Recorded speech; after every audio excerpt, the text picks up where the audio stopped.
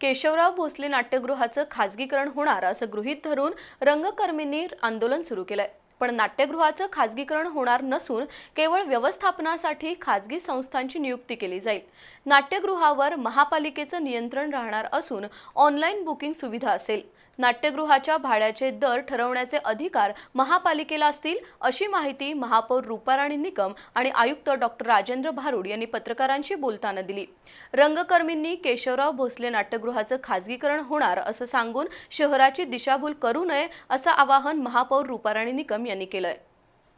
केशवराव भोसले नाट्यगृहाच्या खाजगीकरणाचा विषय गेले आठवडाभर गाजू लागलाय।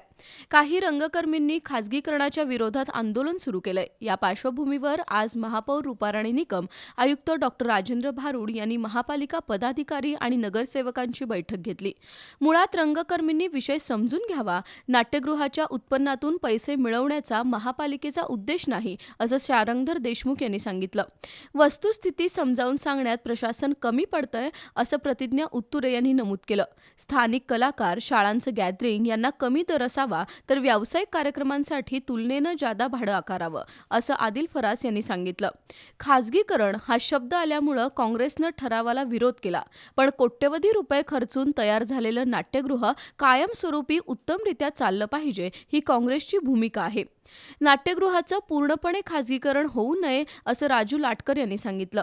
नाट्यगृहाचं केवळ आउटसोर्सिंग केलं जाईल, त्यावर महापालिकेचंच नियंत्रण राहील असं प्राध्यापक जयंत पाटील यांनी नमूद केलं।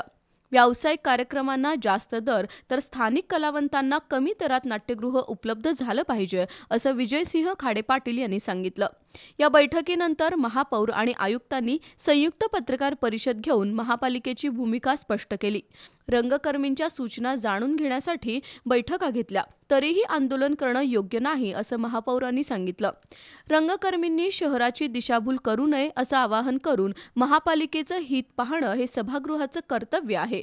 नाट्यगृहाच्या उत्पन्नातील पैसे शहराच्या विकासासाठी नव्हे तर नाट्यगृहासाठीच वापरले जातील असं महापौर निकम यांनी नमूद केलं।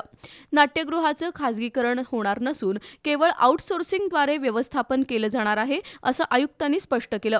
हाऊसकीपिंग, सुरक्षा, लाईट, साऊंड अशा व्यवस्थापनासाठी आउटसोर्सिंगद्वारे केलं जाईल। त्यासाठी संबंधित एजन्सीनं मनुष्यबळ पुरवायचं आहे, त्यावर महापालिकेचे अधिकारी नियंत्रण ठेवतील। नाट्यगृहाचे दर ठरवण्याचे अधिकार महापालिकेला असतील आणि ऑनलाईनद्वारेच बुकिंग होईल असं आयुक्त डॉक्टर भारुड यांनी स्पष्ट केलं। क्लीनलीनेस असो, हाऊसकीपिंग पूर्णते, सुरक्षा व्यवस्था, sound technician, light technician, manager, ह्या सर्व गोष्टींच्या सुविधांची आम्ही यादी बनवून केंद्र करणार आहोत। मी परत सांगतो आहे, ह्याच्या बाबतीमध्ये जे आर्थिक बाब आहे आणि हॉल बुकिंग आहे हे पूर्णपणे महापालिकेच्या नियंत्रणात राहणार आहे। म्हणजे लाईट आणि एवढे मनुष्यबळ एजन्सीने प्रोव्हाइड करावं।